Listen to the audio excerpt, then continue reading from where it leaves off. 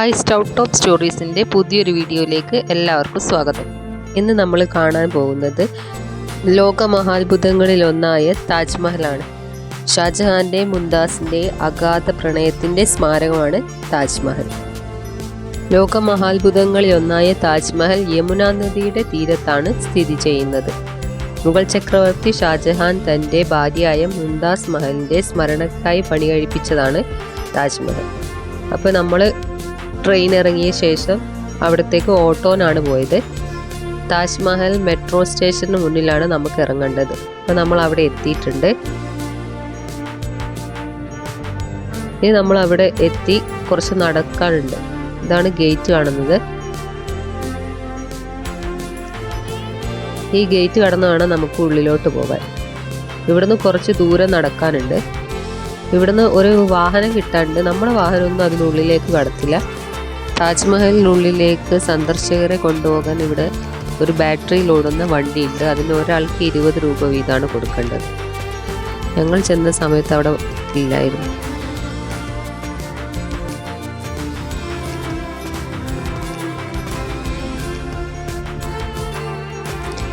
ഈ വരുന്ന വണ്ടിയിലാണ് സന്ദർശകരെ താജ്മഹലിൻ്റെ അടുത്തേക്ക് കൊണ്ടുപോകുന്നതും കൊണ്ടുവിടുന്നതും.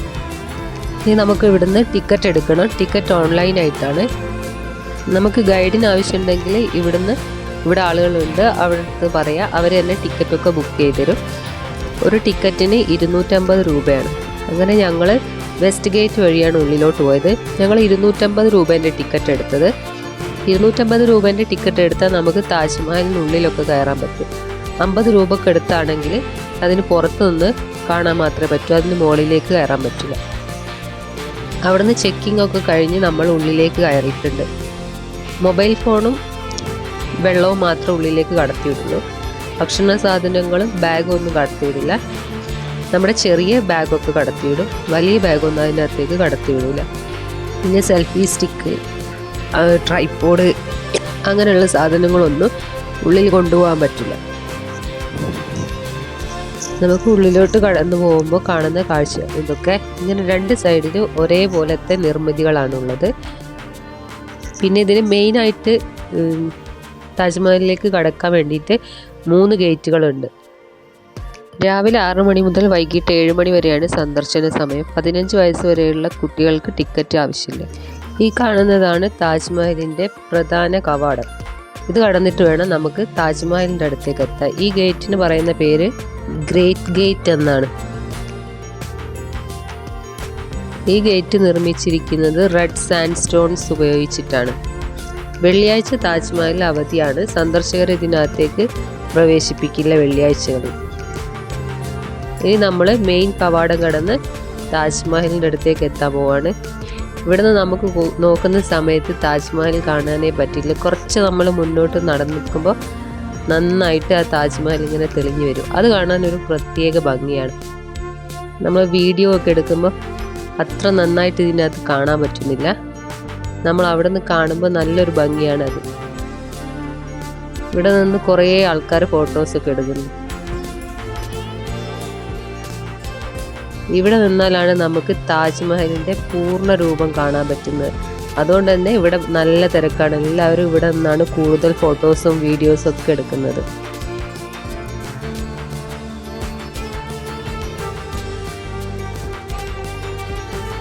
കണ്ടില്ലേ, താജ്മഹലിൻ്റെ പൂർണ്ണ രൂപം നമുക്ക് ഇവിടുന്ന് കാണാൻ പറ്റും.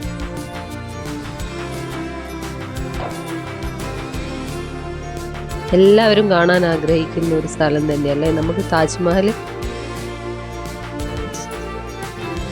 1607 രാജകൊട്ടാരത്തിൻ്റെ അടുത്തുള്ള മീന ബസാറിൽ വെച്ചാണ് ഷാജഹാൻ ആദ്യമായിട്ട് മുംതാസിനെ കണ്ടുമുട്ടുന്നത്.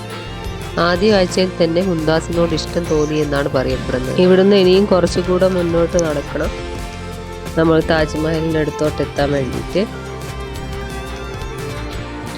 പൂർണ്ണമായിട്ടും വെള്ള മാർബിളുകൾ ഉപയോഗിച്ചിട്ടാണ് താജ്മഹൽ പണിതിരിക്കുന്നത്. ഇതിനു വേണ്ടി മാർബിൾസ് ഒക്കെ കൊണ്ടുവന്നത് രാജസ്ഥാനിൽ നിന്നാണ്. 1631 മുതൽ 1653 വരെ 22 വർഷങ്ങൾ എടുത്തിട്ടാണ് താജ്മഹലിൻ്റെ നിർമ്മാണം പൂർത്തിയായത്. ഇതിന് ഏകദേശം 20,000 ജോലിക്കാരാണ് പണിയെടുത്തതെന്നാണ് അറിയപ്പെടുന്നത്. ഈ മുന്നിൽ കാണുന്ന ഗാർഡൻ അറിയപ്പെടുന്നത് പാർബാഗ് ഉദ്യാനം എന്നാണ്. ഷാജഹാന് മുംതാസിനോടുള്ള അഗാധ പ്രേമത്തിൻ്റെ ഒരു പ്രതീകമാണ് താജ്മഹൽ. ഷാജഹാൻ മുംതാസിനെ കണ്ട വർഷം തന്നെ ഇവരുടെ വിവാഹ നിശ്ചയം കഴിഞ്ഞിരുന്നു. അത് കഴിഞ്ഞ് 5 വർഷത്തിന് ശേഷമാണ് വിവാഹം കഴിഞ്ഞത്. അതിനു മുമ്പ് ഷാജഹാൻ വേറെ 2 വിവാഹം കഴിച്ചെന്നും പറയപ്പെടുന്നുണ്ട്. അന്നത്തെ കാലത്ത് പ്രവിശ്യകൾ കീഴടക്കിയാൽ അവിടുത്തെ രാജാക്കന്മാരുടെ പെൺമക്കളെ വിവാഹം കഴിക്കണം എന്നായിരുന്നു. അങ്ങനെയാണ് 2 പേരെ വിവാഹം കഴിച്ചത്. ഭാര്യമാരിൽ ഷാജഹാന് ഏറ്റവും കൂടുതൽ ഇഷ്ടം മുംതാസിനോടായിരുന്നു. 1612 വളരെ രാജകീയമായ രീതിയിലാണ് മുംതാസിൻ്റെയും ഷാജഹാൻ്റെ വിവാഹം നടന്നത്.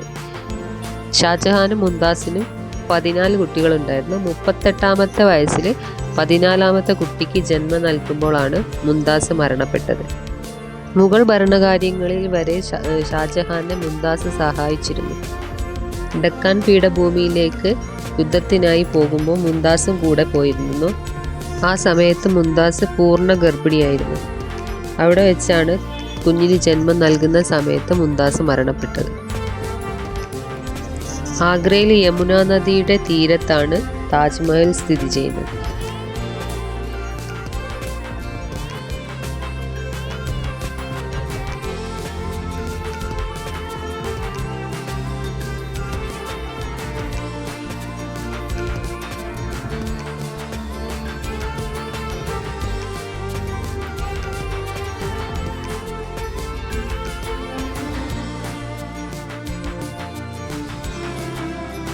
താജ്മഹലിൻ്റെ അടുത്ത് എത്തിയ നമുക്ക് വീണ്ടും 2 നിർമ്മിതികൾ കാണാൻ പറ്റും. ഒന്ന് അവിടുത്തെ ഒരു മോസ്കും ഒന്ന് പണ്ട് കാലങ്ങളിൽ ഒരു ഗസ്റ്റ് ഹൗസ് പോലെ ഉപയോഗിച്ചെന്നാണ് പറയപ്പെടുന്നത്. ഇനി നമുക്ക് ഇവിടുന്ന് ചെരുപ്പിന് മുകളിലിടാൻ ഒരു കവർ തരും. അത് ധരിച്ചിട്ട് വേണം നമ്മൾ അതിനകത്തേക്ക് കടക്കാൻ വേണ്ടി.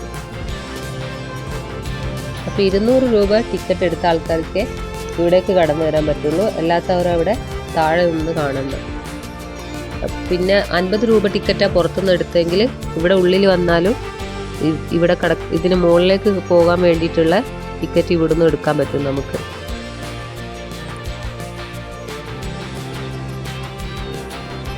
അങ്ങനെ നമ്മൾ താജ്മഹലിൻ്റെ ഉള്ളിലേക്ക് കടക്കാൻ പോവാണ്.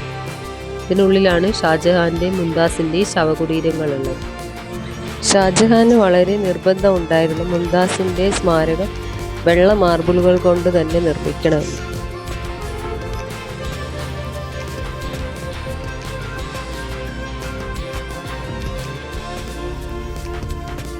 അങ്ങനെ നമ്മളിപ്പോൾ ഇതിന് മുകളിൽ എത്തിയിട്ടുണ്ട്.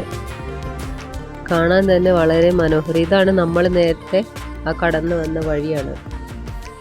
ഇതിന് മുകളിൽ നിന്ന് നോക്കുമ്പോൾ അത് കാണാൻ നല്ല ഭംഗിയുണ്ട്.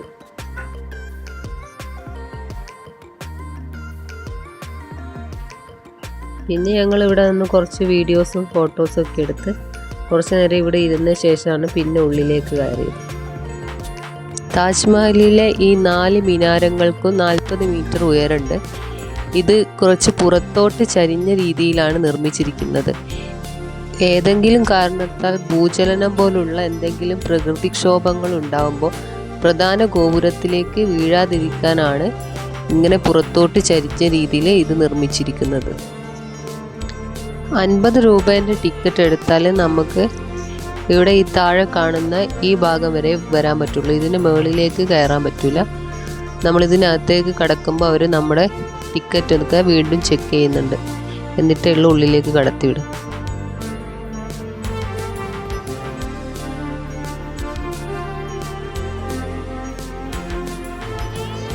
ഇനി നമ്മൾ താജ്മഹലിൻ്റെ ഉള്ളിലേക്ക് കടക്കാൻ പോവാണ്.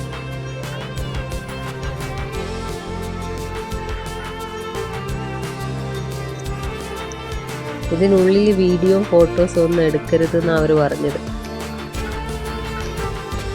പിന്നെ കുറേ പേരൊക്കെ അവർ കാണാതൊക്കെ എടുക്കുന്നുണ്ട്. ഇതിനുള്ളിലാണ് ഷാജഹാൻ്റെയും മുംതാസിൻ്റെയും ശവകുടീരമുള്ളത്.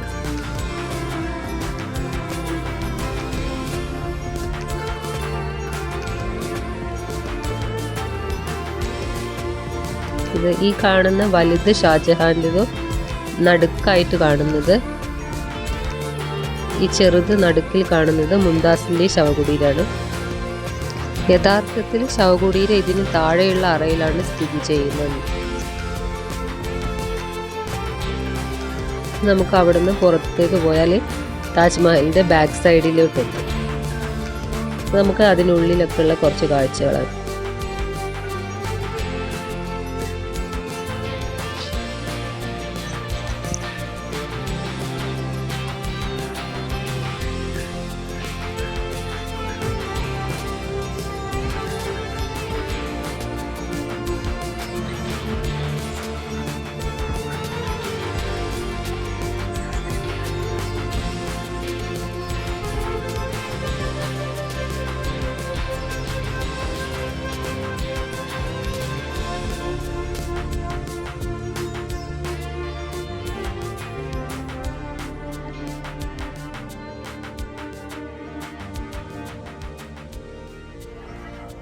ഷാജഹാൻ്റെയും മുംതാസിൻ്റെയും പ്രണയത്തിൻ്റെ ഒരു നിത്യ സ്മാരകമാണ് താജ്മഹൽ. വളരെ മനോഹരമായ രീതിയിലാണ് ഈ താജ്മഹൽ പണിതിരിക്കുന്നത്.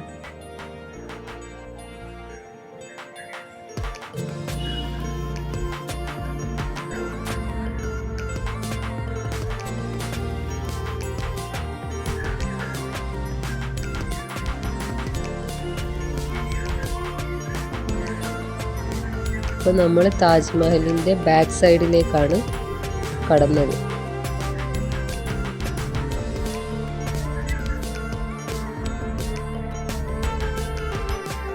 ഈ കാണുന്നതാണ്, അപ്പുറത്ത് കാണുന്നതാണ് യമുന നദി.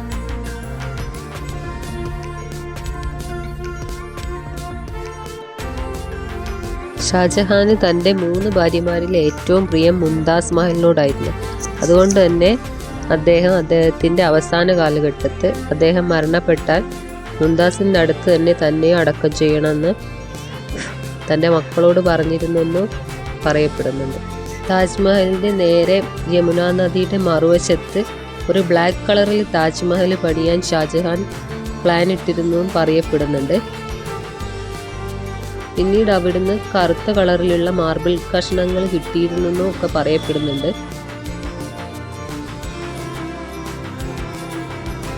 പിന്നെ പറയുന്നുണ്ട്, ആ മാർബിൾ കഷ്ണങ്ങൾ പരിശോധിച്ചപ്പോൾ വെള്ള മാർബിൾ കഷ്ണങ്ങൾ എന്നെ കാലാന്തരപ്പെട്ട് ബ്ലാക്ക് കളറായതാണെന്നും പറയപ്പെടുന്നു. കറുത്ത താജ്മഹൽ പണിയാനുള്ള തയ്യാറെടുപ്പിൻ്റെ സമയത്താണ് അദ്ദേഹത്തിൻ്റെ മകനായ ഔറംഗസേബ് അദ്ദേഹത്തെ വീട്ടുതടങ്കലിലാക്കിയതെന്നും അതുകൊണ്ടാണ് ആ കറുത്ത താജ്മഹലിൻ്റെ പണി പൂർത്തിയാക്കാൻ കഴിയാത്തതെന്നും പറയപ്പെടുന്നുണ്ട്.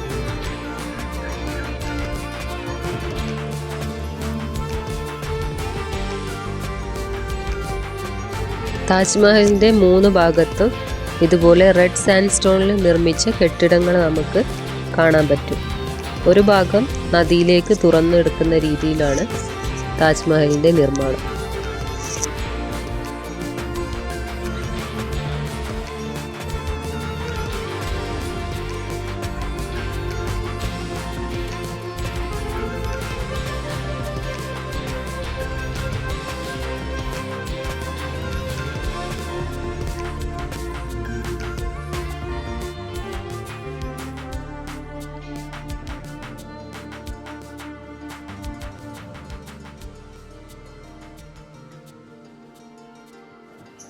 ഒരിക്കലെങ്കിലും നമ്മൾ ഈ താജ്മഹൽ ഒന്ന് പോയി കാണണം. അത്രയ്ക്ക് മനോഹരമായ രീതിയിലാണ് അത് പണിതിരിക്കുന്നത്. ഞാൻ 2ാമത്തെ തവണയാണ് വരുന്നത്. മുമ്പ് ഒരു 10-11 വർഷം മുമ്പേ ഇവിടെ പോയിട്ടുണ്ടായിരുന്നു. അന്ന് പോകുന്ന സമയത്ത് നമ്മൾ ചെരുപ്പൊക്കെ അവിടെ ഒരു കൗണ്ടർ ഉണ്ടായിരുന്നു, അവിടെ അഴിച്ചു വെച്ചിട്ട് വേണം പോകാൻ. ഇപ്പം നമുക്ക് ചെരുപ്പിൻ്റെ മുകളിലിടാൻ ഒരു കവർ അവർ തരുന്നുണ്ട്. ഇതിനുള്ളിൽ വന്നാൽ ഫ്രീ ആയിട്ട് നമുക്ക് ആ കവർ കിട്ടും. നമ്മൾ പുറത്തുനിന്ന് ഇതിനകത്തേക്ക് കടക്കാൻ സമയത്ത് കുറേ ആൾക്കാർ അത് വിൽക്കാൻ നിൽക്കുന്നുണ്ട്, 30 രൂപ 20 രൂപ എന്നൊക്കെ പറഞ്ഞിട്ട്. പക്ഷേ ഇതിനുള്ളിൽ വന്ന് നമുക്ക് ഫ്രീ ആയിട്ട് അത് ഇവിടുന്ന് കിട്ടുന്നതാണ്.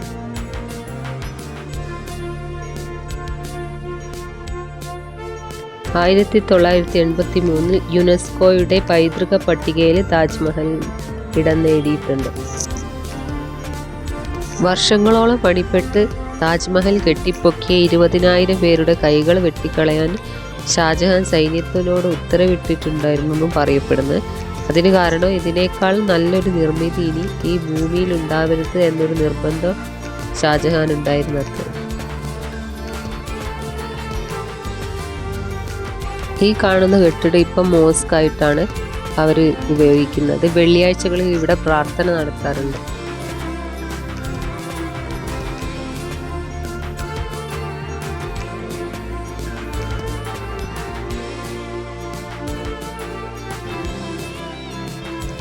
അങ്ങനെ നമ്മൾ അവിടുന്ന് താഴോട്ട് ഇറങ്ങി നടന്നോട്ട് പോവുകയാണ്.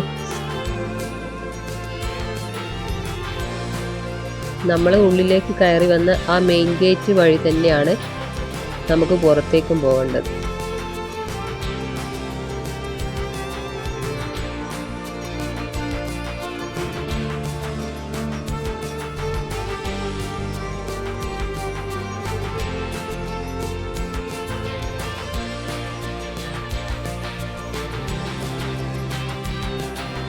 ഇവിടെ ധാരാളം ഫോട്ടോഗ്രാഫേഴ്സ് ഉണ്ട്.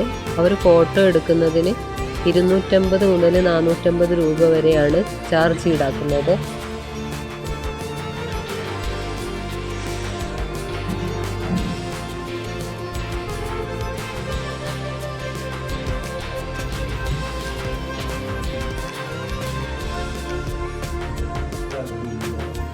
നമ്മൾ കടന്നു വന്ന ആ മെയിൻ ഗേറ്റ് ആണത്.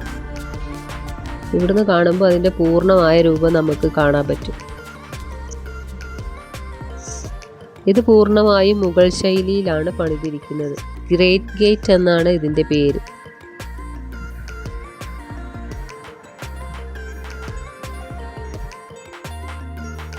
അങ്ങനെ ഞങ്ങൾ ലോകത്തിലെ 7 മഹാത്ഭുതങ്ങളിലൊന്നായ ഷാജഹാൻ്റെയും മുംതാസിൻ്റെയും പ്രേമത്തിൻ്റെ പ്രതീകമായ താജ്മഹൽ കണ്ട് പുറത്തേക്ക് ഇറങ്ങി.